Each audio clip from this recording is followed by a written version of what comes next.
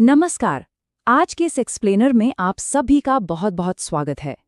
आज हम एक ऐसे टॉपिक पर बात करने वाले हैं जो सच में आजकल हर घर की कहानी बन गई है। स्मार्टफोन और स्क्रीन पर हमारी ये जो लगातार बढ़ती निर्भरता है ना, इसने एक बड़ी चुनौती खड़ी कर दी है। ये एक ऐसा मुद्दा है जिसका सामना लगभग हम सभी कर रहे हैं और अब इस पर ध्यान देना सच में बेहद जरूरी हो गया है। चलिए, शुरुआत इस बहुत ही आम सी स्थिति से करते हैं। सोचिए, जैसे ही किसी बच्चे के हाथ से फोन वापस लिया जाता है तो क्या होता है? वो जोर जोर से रोने लगता है, जमीन पर लोटने लगता है या आक्रामक हो जाता है। पहली नजर में देखने पर लगता है कि अरे ये तो बस बच्चों वाली जिद है। लेकिन रुकिए, इस जिद के पीछे एक बहुत गहरा मनोवैज्ञानिक सच छिपा हुआ है। ये महज कोई खराब आदत नहीं है, बल्कि इसके पीछे दिमाग की एक पूरी साइंस है। तो आइए देखते हैं आज हम किन चीजों पर फोकस करेंगे। सबसे पहले मोबाइल लत का संकट, फिर इसके पीछे का साइंस, तीसरा इसके शारीरिक और मानसिक असर, चौथा कुछ बहुत ही प्रैक्टिकल डिजिटल डिटॉक्स के तरीके और आखिर में आवश्यक मोबाइल सुरक्षा सेटिंग्स। चलिए शुरू करते हैं। बढ़ते हैं हमारे पहले हिस्से की तरफ, मोबाइल लत का संकट। कैसे ये एक रोजमर्रा की आदत से खतरनाक निर्भरता बन चुकी है। अब जरा बीते कल और आज की तुलना करके देखते हैं। क्लिनिकल साइकोलॉजिस्ट डॉक्टर संजय कुंभार का एक बहुत ही सटीक ऑब्जर्वेशन है। पहले के समय में याद है ना, दादा दादी या माता पिता कैसे लोरी गाकर या कहानियां सुनाकर बच्चों को खाना खिलाते थे। और आज का समय देखिए, आज तो बिना मोबाइल स्क्रीन पर कार्टून चले बच्चे एक निवाला तक नहीं खाते। ये उपकरणों द्वारा हमारी पेरेंटिंग को पूरी तरह से बदल देने का एक बहुत ही चिंताजनक उदाहरण है। डॉक्टर कुंभार का ये कोट देखिए, ये वाकई आंखें खोलने वाला है। लगातार मैसेज चेक करना, घंटों रील्स देखना और दूसरों के स्टेटस देखकर ईर्ष्या करना, ये बड़ों में बिल्कुल आम हो गया है। और बच्चों के मामले में अगर आप फोन छीन लें तो उनका गुस्सा इस हद तक बढ़ जाता है कि बात हिंसा तक पहुंच सकती है। तो जाहिर है इसका भावनात्मक असर बहुत ही गहरा है। अब आते हैं दूसरे हिस्से पर। आखिर स्क्रीन की लत के पीछे का विज्ञान क्या है, इसकी क्लिनिकल रियलिटी को समझते हैं। देखिए, इस पूरी समस्या को अब बाकायदा एक मनोवैज्ञानिक स्थिति माना जाने लगा है। इसे स्क्रीन डिपेंडेंसी डिसऑर्डर कहते हैं। आसान शब्दों में कहें तो ये एक ऐसी स्थिति है जहां इंसान मनोरंजन या कुछ भी सीखने के लिए स्क्रीन पर इतना ज्यादा निर्भर हो जाता है कि अगर उसे स्क्रीन से दूर कर दिया जाए तो उसे शारीरिक और मानसिक तौर पर गहरी परेशानी होने लगती है। और ये आज हर उम्र के लोगों को प्रभावित कर रहा है। और इसी से जुड़ा एक और नया टर्म आजकल बहुत सुनने को मिल रहा है, नोमोफोबिया। इमेजिन कीजिए अगर थोड़ी देर के लिए फोन घर पे छूट जाए या बैटरी खत्म हो जाए, कैसी अजीब सी बेचैनी और घबराहट होने लगती है। बस फोन के बिना रहने या उसे इस्तेमाल न कर पाने का ये जो गहरा मनोवैज्ञानिक डर है, यही नोमोफोबिया है। फोन से डिस्कनेक्ट होने का ख्याल ही आज लोगों में पैनिक ला देता है।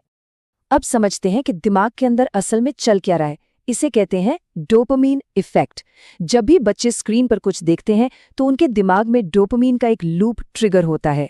ये खुशी देने वाला केमिकल है। अब जैसे ही फोन हटा, डोपामीन का लेवल अचानक तेजी से गिर जाता है। तो बच्चों का वो जो रोना चिल्लाना है ना, वो कोई खराब बर्ताव नहीं है। वो बस डोपामीन की अचानक कमी पर उनके दिमाग का एक एकदम स्वाभाविक और कच्चा रिएक्शन है। आगे बढ़ते हैं तीसरे भाग पर। ये समझना भी बहुत जरूरी है कि इस लत का हमारे शरीर और दिमाग पर क्या भारी नुकसान हो रहा है। इस निर्भरता का एक बहुत बड़ा खतरा जो सामने आ रहा है वो है टेक्स्ट नेक। हम लगातार अपनी गर्दन नीचे झुकाकर मोबाइल देखते रहते हैं ना। इससे गर्दन, कंधों और हमारी रीढ़ की हड्डी पर इतना भयंकर तनाव पड़ता है जिसके लिए हमारी बॉडी बनी ही नहीं है। यही वजह है कि आज गर्दन और पीठ दर्द की समस्या हर दूसरे इंसान को है।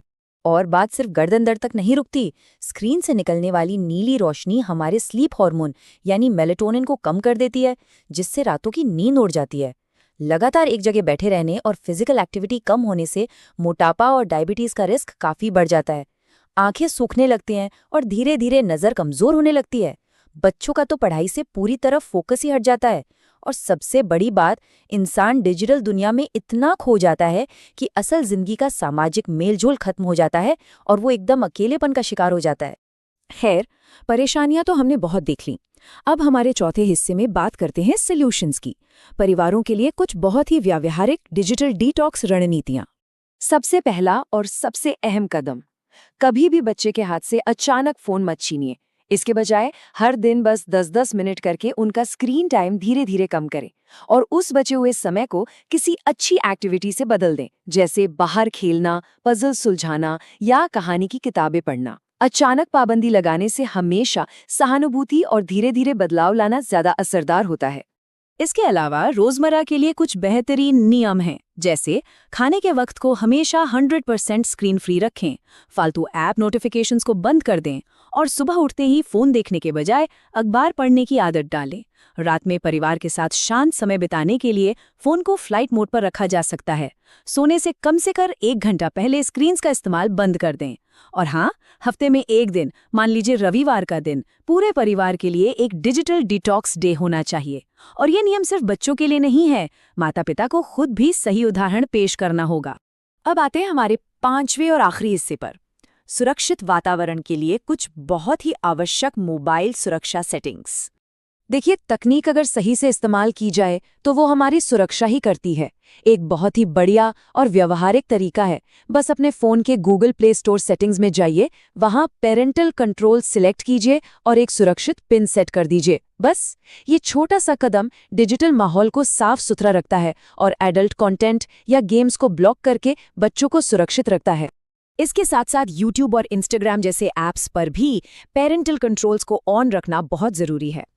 ऑनलाइन वित्तीय धोखाधड़ी से बचने के लिए बच्चों को कभी भी बैंक से जुड़ा ईमेल ना दें, उनके लिए एक अलग ईमेल आईडी बनाएं।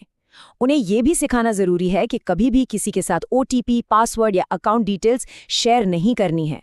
और सबसे महत्वपूर्ण, अपनी बैंक डिटेल्स या एटीएम पिन कभी भी फोन में सेव ना करें, उसे हमेशा एक फिजिकल डायरी में लिख कर सुरक्षित रखें।